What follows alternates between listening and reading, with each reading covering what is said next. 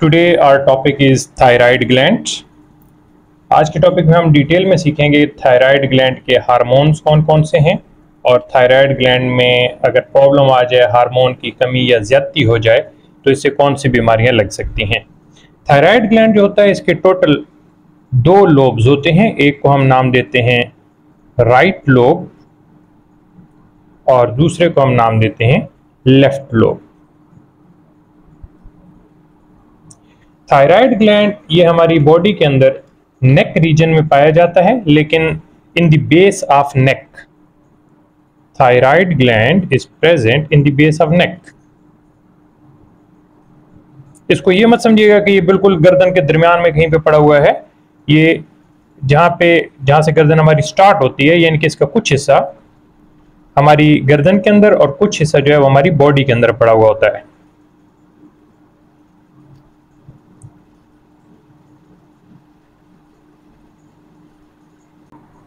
It is present below larynx। ये larynx के नीचे पड़ा हुआ होता है। थायराइड ग्लैंड के टोटल 3 हार्मोन्स होते हैं, hormones of thyroid gland.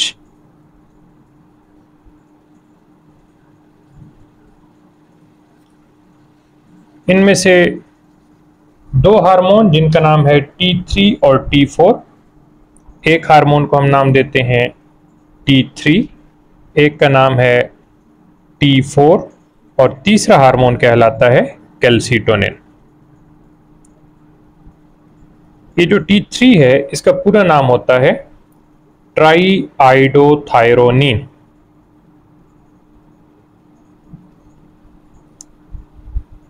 T4 इसका पूरा नाम होता है टेट्राआइडोथायरोनिन। और इसी हार्मोन को थायरोक्सिन हार्मोन भी कहा जाता है। ज्यादातर इसको थायरोक्सिन ही बुलाया जाता है, थायरोक्सिन। T3 हार्मोन जो होता है इसके अंदर 3 एटम पड़े होते हैं आयोडीन के, 3 एटम्स ऑफ आयोडीन। जबकि T4 के अंदर नाम से ही जाहिर है इसमें 4 एटम पड़े होते हैं आयोडीन के, 4 एटम्स ऑफ आयोडीन।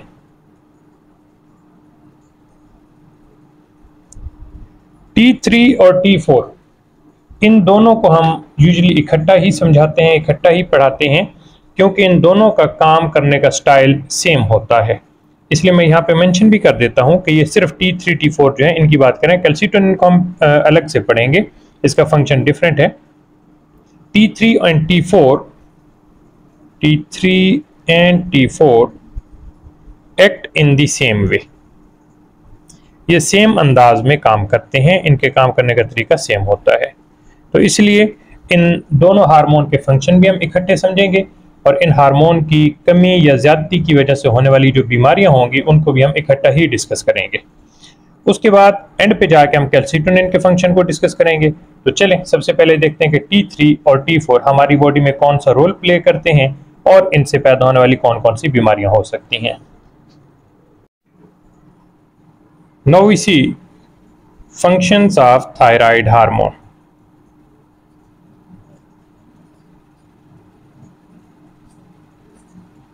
फिलहाल हम T3 और T4 को जिक्र कर रहे हैं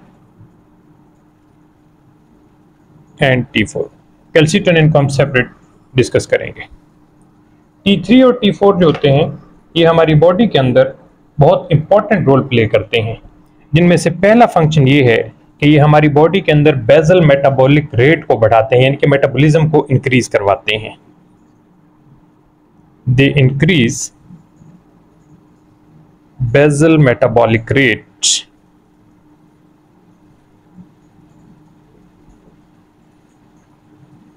by stimulating the breakdown of glucose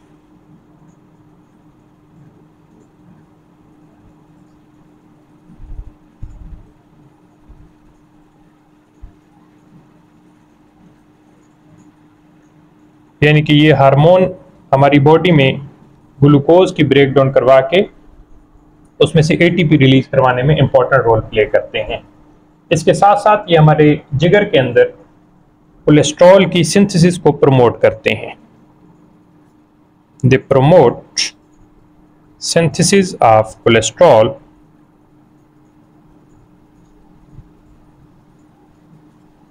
in the liver.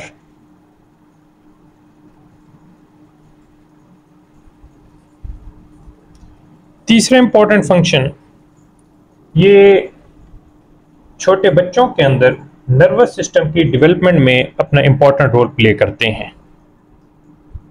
They promote development of nervous system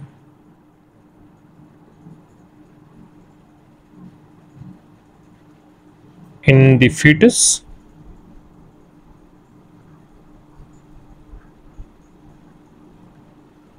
and infants. Fetus कहते हैं वो बच्चे जो अभी दुनिया में नहीं आए, अभी वो माँ के पेट के अंदर मौजूद हैं, उनको फीटस कहा जाता है। तो जब उन बच्चों का नर्वस सिस्टम बन रहा होता है, डेवलप हो रहा होता है, तो उसकी डेवलपमेंट में इन हार्मोन का बहुत इंपॉर्टेंट रोल होता है।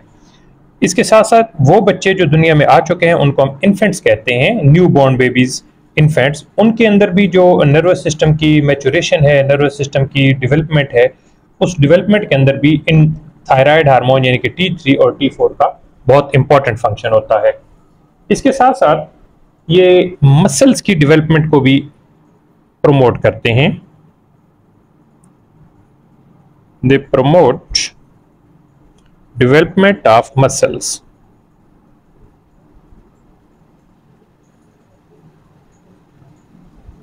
और हमारा जो स्केलेटन सिस्टम है, हड्डियां, ढांचा, स्केलेटन पूरे का पूरा, उसकी ग्रोथ के अंदर भी इनका बहुत इंपॉर्टेंट रोल होता है। दे प्रमोट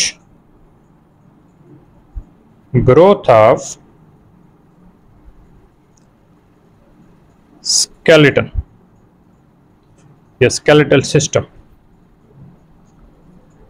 आप इससे ये भी अंदाजा लगा सकते हैं कि अगर किसी इंसान के अंदर T3 T4 कम है, किसी बच्चे के अंदर ये T3 T4 कम है, तो उसका स्केलेटन डेवलप होने में बहुत प्रॉब्लम्स होंगी।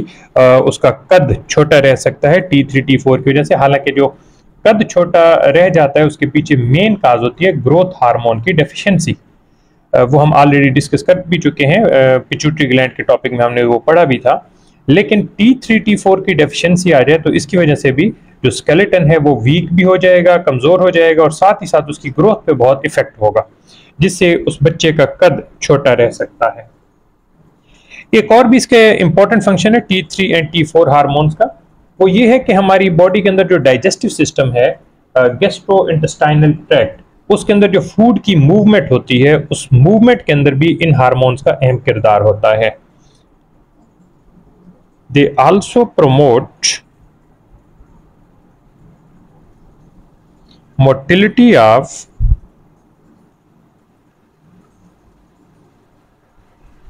gastrointestinal tract।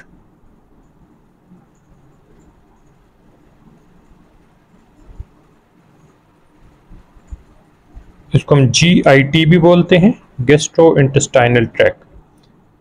तो डाइजेस्टिव सिस्टम के अंदर जो फूड की मूवमेंट होती है, ये मूवमेंट भी इन्हीं T3 T4 हार्मोन के जरिए से उसे प्रमोट किया जाता है, इंक्रीज किया जाता है। ये 5-6 बहुत ही इंपॉर्टेंट फंक्शन है जो कि T3 T4 हार्मोन के। अब आप यहाँ से अंदाजा लगा सकते हैं कि अगर ये हार्मोन हमारी बॉडी में कम हो जाए या ज्यादा हो जाए तो ये तमाम के तमाम जो फंक्शन है वो डिस्टर्ब हो जाएंगे। अब हम ये देखते हैं कि अगर T3 T4 हार्मोन ज्यादा हो जाए उस कंडीशन में क्या होगा, हमारी बॉडी में कौन सी सिम्टम पैदा हो जाएंगी, उसके नतीजे में कौन सी बीमारी लग सकती है। लेट्स सी कि T3 T4 ज्यादा हो जाए, हाइपरथायराइडिज्म हो जाए तो क्या रिजल्ट निकलेंगे।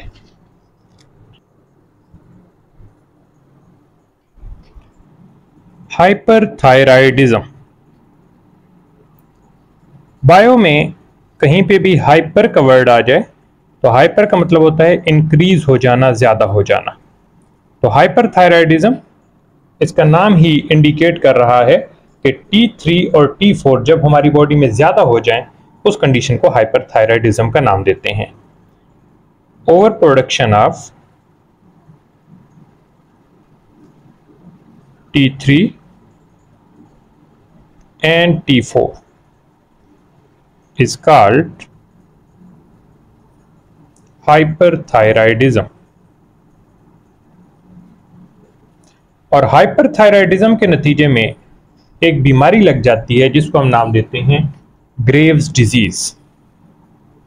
It causes Graves disease. Grave disease basically एक ऑटो इम्यून डिजीज होती है जिसमें एबनॉर्मल एंटीबॉडीज हमारी बॉडी के अंदर बनना शुरू हो जाती हैं। It is an auto immune disease. अगर आपको ऑटो इम्यून डिजीज का नहीं पता तो वो भी मैं समझाता चलूं। ऑटो इम्यून डिजीज एक ऐसी बीमारी होती है जिसके अंदर हमारी जो बॉडी है, हमारी बॉडी के जो व्हाइट ब्लड सेल होते हैं, B lymphocyte, white blood cell की एक टाइप होती है बी लिम्फोसाइट। वो जो बी लिम्फोसाइट होते हैं उनका काम होता है हमारी बॉडी के अंदर एंटीबॉडीज प्रोटीन पैदा करना। लेकिन अगर वो बी लिम्फोसाइट हमारे जिस्म के अंदर एबनॉर्मल एंटीबॉडी बनाना शुरू कर दें तो वो जो एबनॉर्मल एंटीबॉडीज होती हैं वो हमें फायदे की बजाय नुकसान पहुंचाना शुरू कर देती हैं, और उन एबनॉर्मल एंटीबॉडीज की वजह से जो डिजीज लगती है उसको हम बोलते हैं ऑटो इम्यून डिजीज। तो ग्रेव डिजीज भी एक ऑटो इम्यून डिजीज होती है जिसके अंदर एबनॉर्मल एंटीबॉडीज हमारी बॉडी के अंदर बनना शुरू हो जाती हैं। It is an auto immune disease in which abnormal antibodies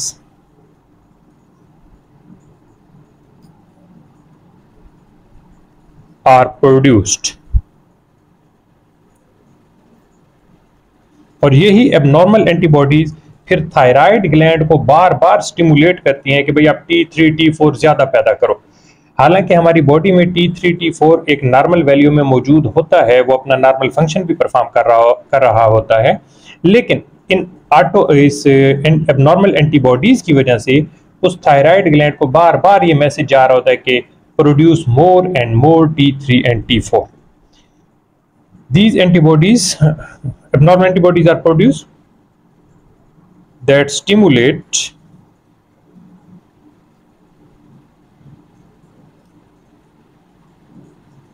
thyroid gland to produce more and more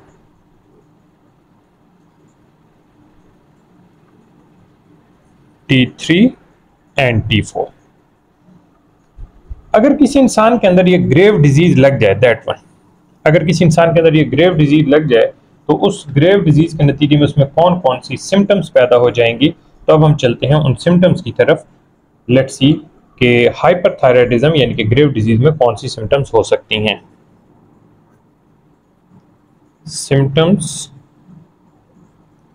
of Graves disease, या आप इसी को लिख लें हाइपरथायराइडिज्म के अंदर कौन कौन सी सिम्टम्स हो सकती हैं।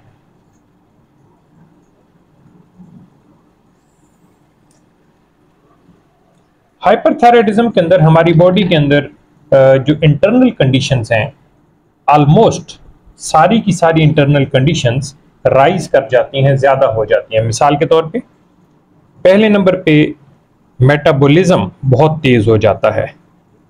Metabolic rate is increased. जिस पेशेंट में ये बीमारी होगी उसका मेटाबॉलिक रेट बहुत तेज हो जाएगा। मेटाबॉलिज्म यानी कि उसको बार बार भूख लग रही होगी, उसकी भूख लगने की शिद्दत तेज हो जाएगी क्योंकि मेटाबॉलिज्म बहुत हाई है, जो कुछ भी वो खाएगा वो जल्दी जल्दी ही डाइजेस्ट हो जाएगा। नंबर 2, उस पेशेंट के अंदर हार्ट बीट बहुत तेज हो जाएगी। हार्ट बीट इंक्रीज, दिल की धड़कन भी तेज हो जाएगी। साथ ही साथ उसके सांस लेने की जो रफ्तार है, वेंटिलेशन रेट,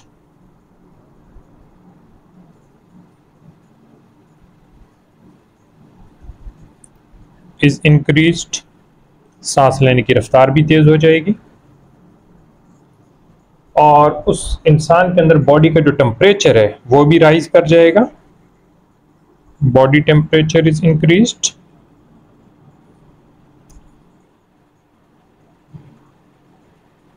इसके साथ साथ उसको बड़ी ही बेचैनी, बेकरारी हो जाएगी, नर्वसनेस, बेताब हो जाना, बेचैन हो जाना, और उसको पसीने आना शुरू हो जाएंगे। डेफिनेटली जब मेटाबॉलिक रेट हाई हो चुका है, हार्ट बीट हाई हो चुकी है और साथ ही साथ उसकी वेंटिलेशन रेट हाई हो चुकी है, तो उसको स्वेटिंग होगी, पसीने आना शुरू हो जाएंगे। उसकी आईज जो होती हैं, आंखें ऐसे बाहर को निकली हुई आपको नजर आएगा, बल्जिंग आईज, इसको बोलते हैं एक्सऑप्थेल्मिया, एक्सऑप्थेल्मिया, बल्जिंग आईज। आप जैसे उस पेशेंट को देखेंगे तो आपको ऐसे उसकी बाहर की तरफ निकली उभरी हुई ऐसे मोटी मोटी आंखें दिखाई देंगी। तो ये कुछ सिम्टम्स हैं जो कि हाइपरथायराइडिज्म में होंगी, लेकिन इसमें एक बात का ख्याल रखिएगा कि उस पेशेंट के अंदर जो है ये तमाम इंटरनल कंडीशन राइज कर जाएंगी, बट उसका जो वजन होगा, ये 7 नंबर पे मैं लिख देता हूं, वेट लॉस, वजन बढ़ने की बजाय, ज्यादा होने की बजाय कम होगा। अगर आप देखें तमाम सिम्टम पे मैंने इंक्रीज का ही वर्ड बार बार लिखा है, और वजन पे इसको डिक्रीज लिख लें, कम कर लें, लॉस लिख लें, वेट लॉस हो जाएगा। उसकी रीजन ये होती है जब मेटाबॉलिज्म बहुत हाई होगा तो वो जो कुछ खाएगा वो जल्दी जल्दी डाइजेस्ट हो जाएगा, हजम हो जाएगा, और फिर उसकी बॉडी उस जिस्म के अंदर मौजूद फैट को डाइजेस्ट करना शुरू कर देगी, चर्बी फैट डाइजेस्ट हो जाएगी, जिसकी वजह से उसका वजन दिन ब दिन कम होता चला जाएगा। पेशेंट ये शिकायत करेगा कि डॉक्टर साहब मुझे भूख भी बहुत लगती है, मैं खाना भी बहुत खाता हूँ, लेकिन इसके बावजूद मेरा जो वजन है वो दिन ब दिन कम हो रहा है। तो हाइपरथायराइडिज्म की सिम्टम्स को याद करने के लिए ये मैं क्लू दे देता हूं, आप इस क्लू को नोट कर लीजिएगा। वो क्लू ये है कि हाइपरथायराइडिज्म में यूजुअली तमाम इंटरनल कंडीशन राइज कर जाएंगी, ज्यादा हो जाएंगी, सिवाय वेट के। इन hyperthyroidism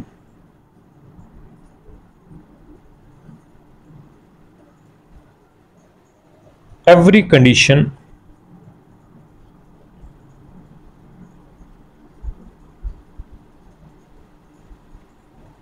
will rise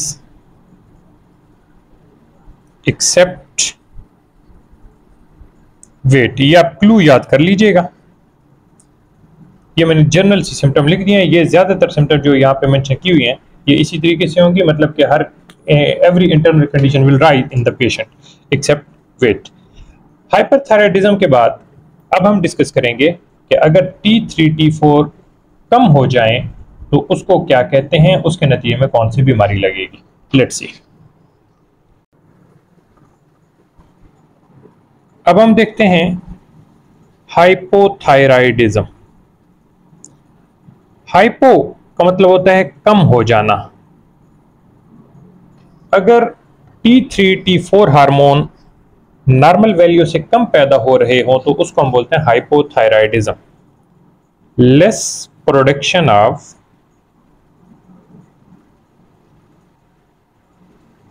thyroid hormones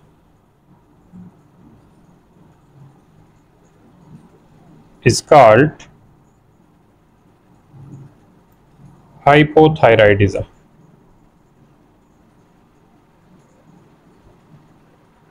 और इसके नतीजे में जो डिजीज किसी पेशेंट को लग सकती है वो होती है ग्वाइटर।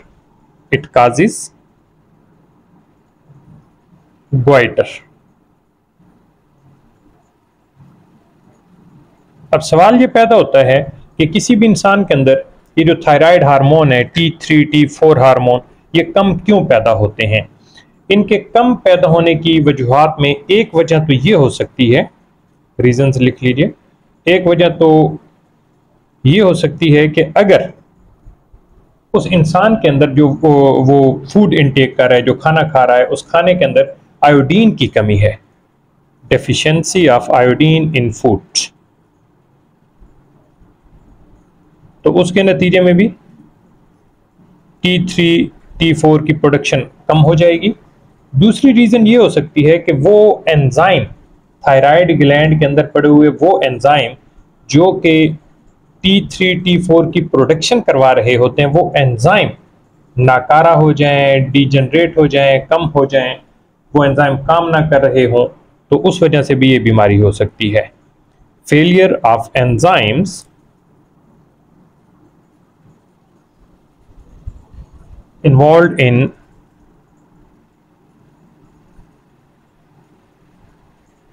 थायरोक्सिन प्रोडक्शन, वो एंजाइम जो थायरोक्सिन पैदा करवाने के लिए बहुत इंपॉर्टेंट रोल प्ले कर रहे होते हैं, वो एंजाइम अगर नाकारा हो जाए तो भी ये डिजीज लग सकती है। तीसरे एक अहम रीजन है कि अगर TSH हार्मोन की डेफिशिएंसी हो जाए। अब ये TSH का क्या रिलेशन है उसको भी समझ लेते हैं। पहले आप ये नोट कर लें, लैक ऑफ TSH। अब ये TSH का क्या चक्कर है, लेट्स सी। ये पड़ा हुआ है थायराइड ग्लैंड। अब हमें पता है कि ये जो थायराइड ग्लैंड है इसने दो इंपॉर्टेंट हार्मोन पैदा करने हैं, T3 T4। चूंकि अभी कैल्सिटोनिन तीसरा जो हार्मोन है वो अभी हम डिस्कस नहीं करें, तो T3 T4 की बात करें। ये जो थायराइड ग्लैंड इसने T3 T4 पैदा तो करना है, लेकिन इसको यहां से पैदा करवाने के लिए ये ऊपर पड़ा होता है पिट्यूटरी ग्लैंड। हम ये पहले पढ़ चुके हैं, आपने अगर नहीं पढ़ा तो प्रीवियस लेक्चर देख लीजिएगा। ये पड़ा हुआ है पिट्यूटरी ग्लैंड और ये है थायराइड। पिट्यूटरी ग्लैंड का जो एंटीरियर लोब होता है, दिस वन एंटीरियर लोब, यहां से एक हार्मोन आता है, वो इस थायराइड ग्लैंड पे आके इफेक्ट करता है। उस हार्मोन का नाम होता है थायराइड स्टिमुलेटिंग हार्मोन। अब जब तक ये TSH यहां पे नहीं आएगा, थायराइड ग्लैंड पे नहीं आएगा, तब तक ये थायराइड ग्लैंड T3 और T4 हार्मोन पैदा नहीं करेगा। अगर ये TSH हार्मोन इस पिट्यूटरी ग्लैंड से आए ही ना, उस सूरत में भी T3 T4 नहीं पैदा होगा। और मान लें कि TSH जो है वो कम हो गया, लैक ऑफ TSH, जैसे यहाँ पे हमने मेंशन किया हुआ है। अगर ये TSH हार्मोन ही कम हो जाए तो उसके नतीजे में भी थायराइड ग्लैंड T3 और T4 कम पैदा करना शुरू कर देता है। तो समटाइम ऐसा होता है कि थायराइड ग्लैंड बिल्कुल ठीक है, बट पिट्यूटरी ग्लैंड में कोई डिसऑर्डर है, वो TSH को पूरा पैदा नहीं कर रहा, तो हम उस सूरत में थायराइड को ट्रीट करने की बजाय पिट्यूटरी ग्लैंड को ट्रीट करते हैं। जैसे ही पिट्यूटरी ग्लैंड प्रॉपर मिकदार में TSH पैदा करेगा तो डेफिनेटली थायराइड ग्लैंड भी अपने हार्मोन प्रॉपर वैल्यू में पैदा करना शुरू कर देगा।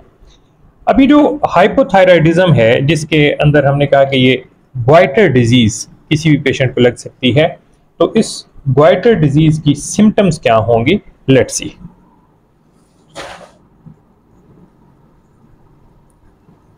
Symptoms of goitre.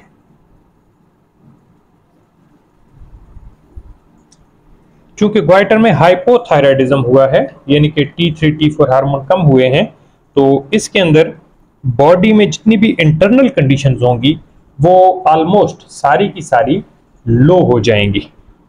Metabolic rate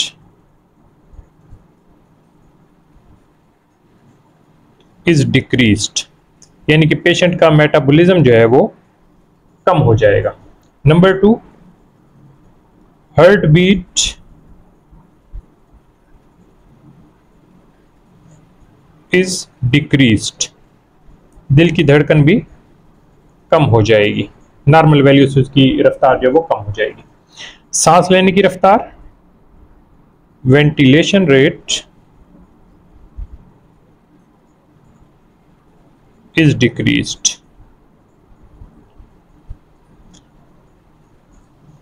body का टेम्परेचर लो हो जाएगा, बॉडी टेम्परेचर इज डिक्रीज्ड। आप गौर करें तो मैं ऑलमोस्ट जितनी भी कंडीशन लिख रहा हूं वो सारी डिक्रीज, लो, कम करके लिख रहा हूं। जो हाइपरथायराइडिज्म हमने पढ़ा था, वहां पे हमने पढ़ा था नर्वसनेस, बेचैनी, बेकरारी, लेकिन हाइपोथायराइडिज्म यानी कि ग्वाइटर डिजीज में नर्वसनेस नहीं होगी, बेचैनी बेकरारी नहीं होगी, बल्कि लेथार्जी होगी। सुस्ती, मरीज ये कहेगा कि डॉक्टर साहब हर वक्त मेरे ऊपर सुस्ती छाई रहती है, मैं सुबह उठूं उस वक्त तो फ्रेश होना चाहिए, लेकिन नहीं, मैं सुबह उठने के बाद भी ऐसे ही अपने आप को बिल्कुल सुस्त और लिथार्जिक फील करता हूं। Lethargy and shivering. Previous case में हाइपरथायराइडिज्म के केस में हमने पढ़ा था कि मरीज को पसीने आना शुरू हो जाएंगे।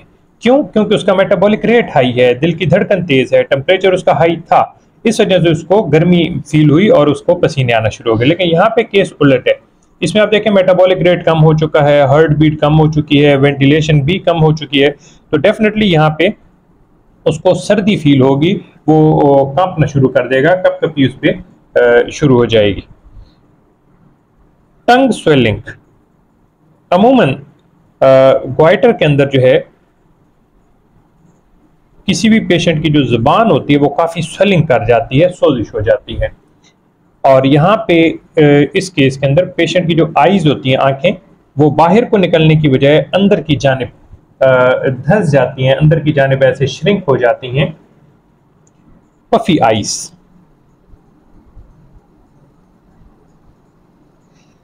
और वेट जो होगा, वजन, वो बढ़ना शुरू हो जाएगा। आप देखिए बकाया तमाम कंडीशन जो है वो कम हो रही हैं, नीचे जा रही हैं, श्रिंक हो रही हैं, मतलब मिनिमम हो रही हैं, कम हो रही हैं, लेकिन वेट इज इंक्रीज्ड, उसका वजन बढ़ जाएगा। तो इसके अंदर भी एक क्लू नोट कर लीजिएगा, वो क्लू ये है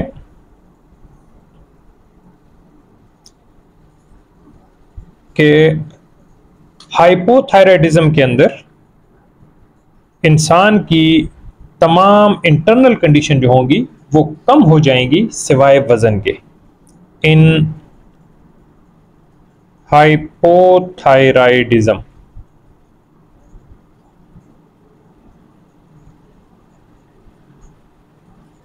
every condition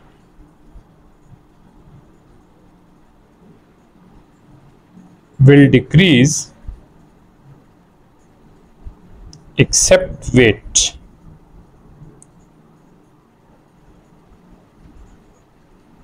पेशेंट आपसे ये शिकायत करेगा कि डॉक्टर साहब मुझे भूख भी बहुत कम लगती है, खाना भी बहुत थोड़ा खाता हूं, लेकिन इसके बावजूद मेरा वजन दिन ब दिन बढ़ रहा है। और उसकी वजह भी समझ लेते हैं क्यों। जब देखें ना, मेटाबॉलिज्म ही कम है, उसने लेट्स सपोज सुबह नाश्ता किया, दोपहर तक तो उसका वो नाश्ता ही प्रॉपर डाइजेस्ट नहीं हुआ, हजम नहीं हुआ, और दोपहर को उसने फिर लंच कर लिया, तो अब फूड उसके जिस्म के अंदर स्टोर होना शुरू हो जाएगी, प्रॉपर उसकी डाइजेशन हो नहीं रही, मेटाबॉलिज्म हो नहीं रहा, तो जितनी भी वो फूड खाएगा तो वो फूड उसकी बॉडी में अब स्टोर होना शुरू हो जाएगी और दिन ब दिन उसका वजन बढ़ना शुरू हो जाएगा। हाइपोथायराइडिज्म के अंदर एक तो हमने डिस्कस किया कि ग्वाइटर डिजीज होती है, और एक और होती है जिसको हम नाम देते हैं क्रेटिनिज्म। इन दोनों में थोड़ा सा डिफरेंस समझ लेते हैं। ग्वाइटर डिजीज जैसे कि अभी हम डिस्कस कर चुके हैं कि डेफिशिएंसी ऑफ थायराइड हार्मोन, लेकिन in adult deficiency of thyroid hormone results in goitre. In adult deficiency of thyroid hormones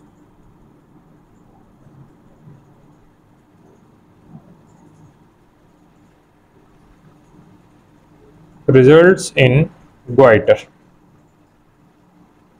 लेकिन क्रेटिनिज्म, इसमें यह होता है कि बाय बर्थ अगर किसी बच्चे के अंदर थायराइड हार्मोन की डेफिशिएंसी है तो उसको हम क्रेटिनिज्म कहेंगे।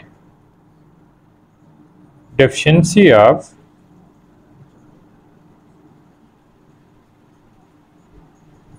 thyroid hormones by birth, that is called cretinism। अच्छा, क्रेटिनिज्म जो है ये एक सीवियर कंडीशन है। क्यों? उसकी वजह यह है कि जब छोटा बच्चा, उसके अंदर ये हार्मोन पैदा नहीं हो रहे, कम पैदा हो रहे हैं, तो उसकी पूरी की पूरी जो ग्रोथ है वो डिस्टर्ब हो जाएगी। ग्वाइटर की सिम्टम तो हम ऑलरेडी डिस्कस कर चुके हैं, लेकिन क्रेटिनिज्म की जो सिम्टम्स हैं उनको मैं यहाँ पे मेंशन कर देता हूँ। क्रेटिनिज्म में पहले नंबर पे सिम्टम ये है कि वो बच्चा मेंटली तौर पे रिटार्डेड हो जाएगा, मेंटली रिटार्डेड।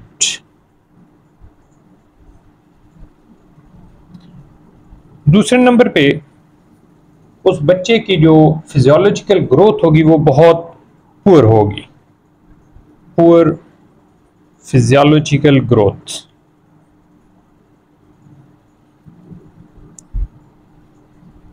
तीसरा इंपॉर्टेंट फैक्टर कि उसकी जो बोन मैच्योरेशन है वो भी बहुत डिले हो जाएगी, और साथ ही साथ उस बच्चे के अंदर जब पबर्टी का टाइम पीरियड है, पबर्टी भी बहुत लेट आएगी।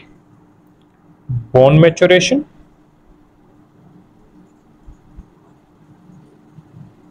And puberty is delayed।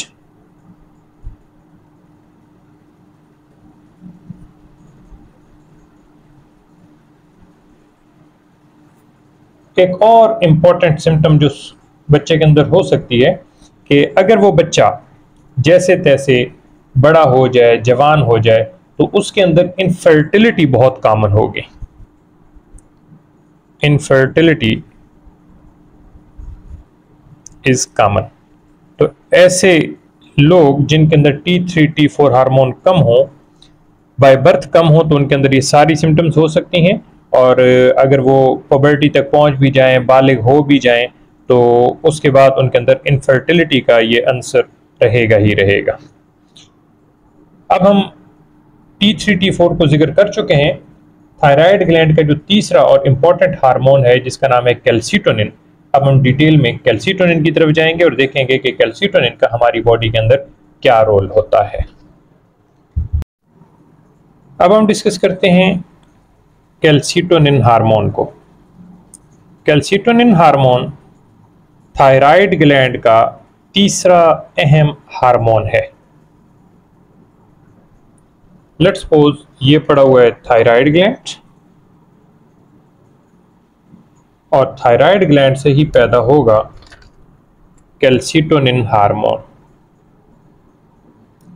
Calcitonin का काम होता है हमारे ब्लड के अंदर कैल्शियम के लेवल को मेंटेन करना। Calcitonin maintains calcium level in the blood.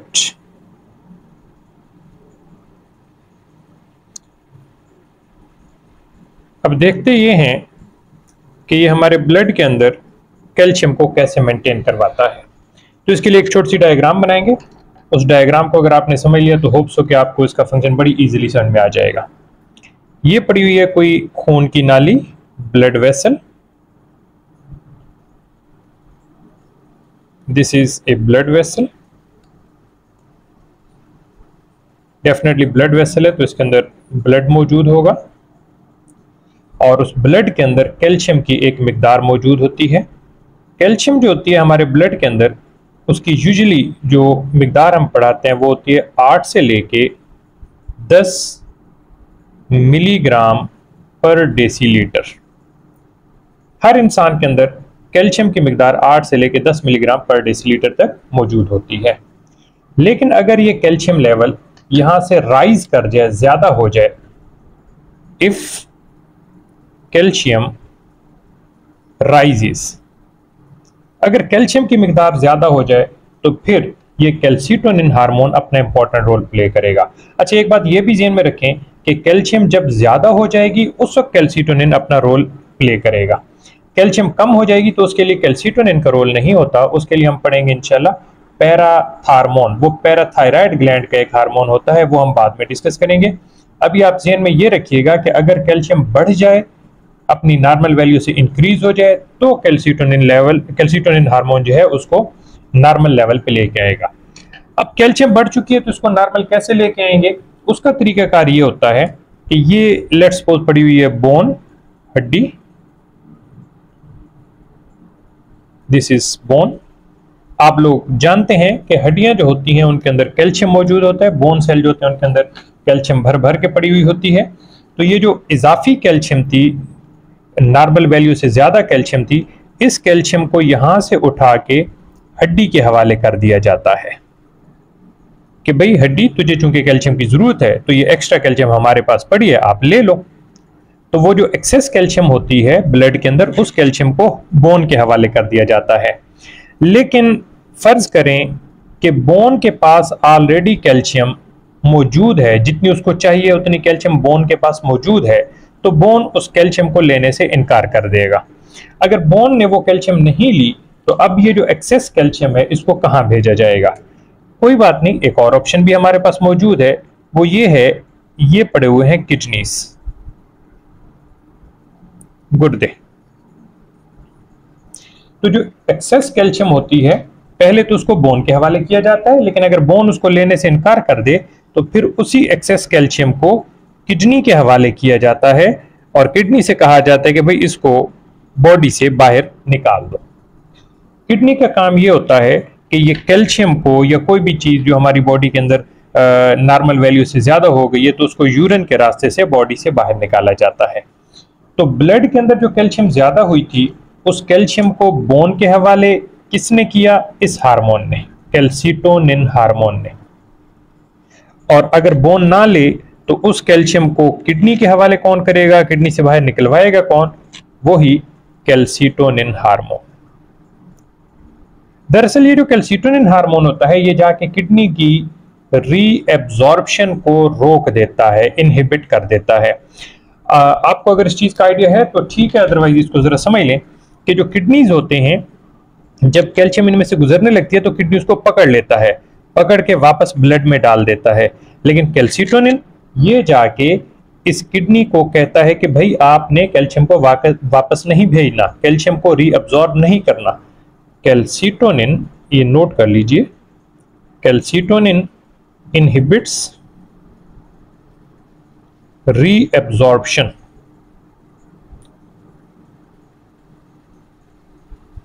Of calcium in the kidneys. ये किडनीज के अंदर जो है कैल्शियम की रीअब्जॉर्प्शन को इनहिबिट कर देता है, रोक देता है, जिसकी वजह से सारी की सारी कैल्शियम यहाँ से बाहर निकल जाती है और ब्लड के अंदर जितनी हमें नॉर्मल वैल्यू चाहिए, नॉर्मल मिकदार चाहिए, उतनी ही कैल्शियम को मेंटेन किया जाता है। आई अगेन रिपीट दैट कि अगर ब्लड में कैल्शियम ज्यादा हो जाए तो calcitonin hormone important role play करेगा, और अगर कैल्शियम की मिकदार नॉर्मल वैल्यू से कम हो जाए तो उसके लिए हम नेक्स्ट लेक्चर में एक हार्मोन डिस्कस करेंगे, पैराथार्मोन, जो कि पैराथायराइड ग्लैंड से पैदा होता है। उसका फंक्शन है कि जो लो कैल्शियम है उसको कैसे मेंटेन करना है। Let's see in the next lecture.